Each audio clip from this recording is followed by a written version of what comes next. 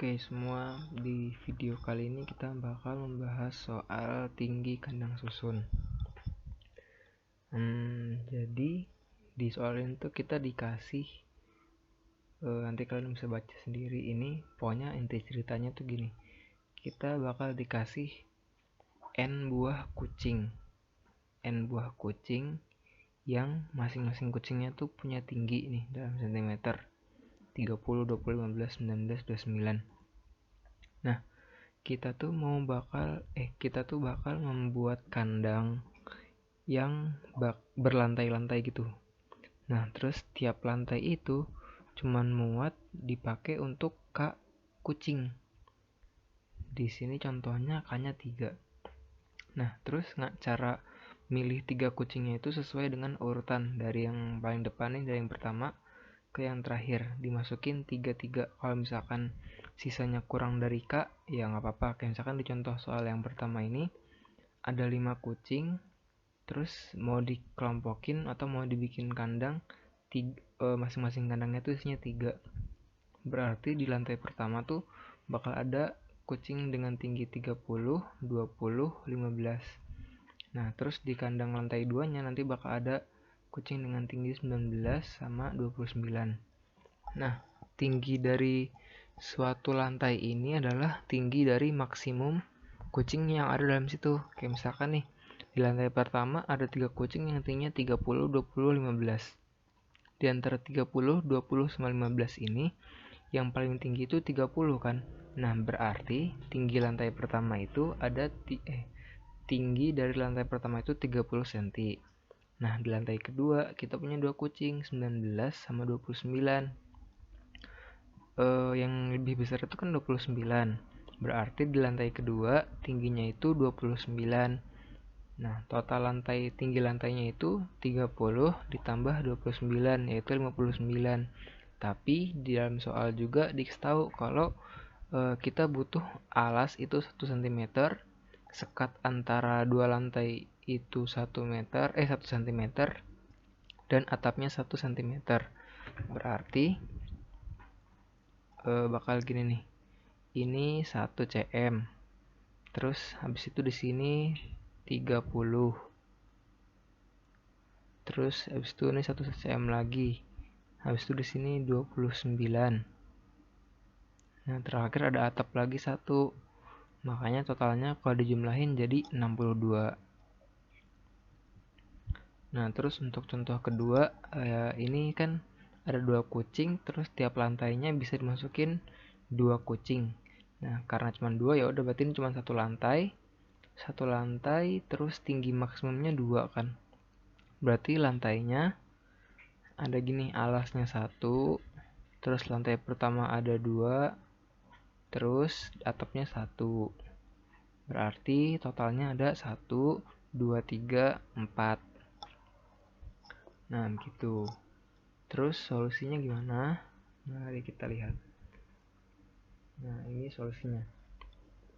Jadi pertama kan kita input N sama K-nya. Setelah itu, yang gue lakuin pertama itu ngitung kira-kira bakal ada berapa lantai. Lantai itu termasuk ngitung alas gitu ya. Ini buat yang tadi sekat. Ini buat bagian bawahnya gitulah. Nah, itu kan sebanyak N dibagi K.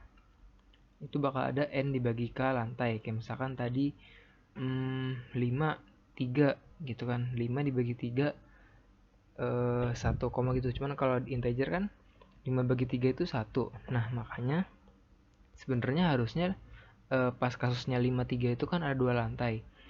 Nah, makanya kalau misalkan di sini ada N mod K, if N mod K, kenapa? Kalau N mod K itu nggak sama dengan 0 kan, artinya bisa diartiin gitu. N mod K itu nggak sama dengan 0, berarti ada sisanya.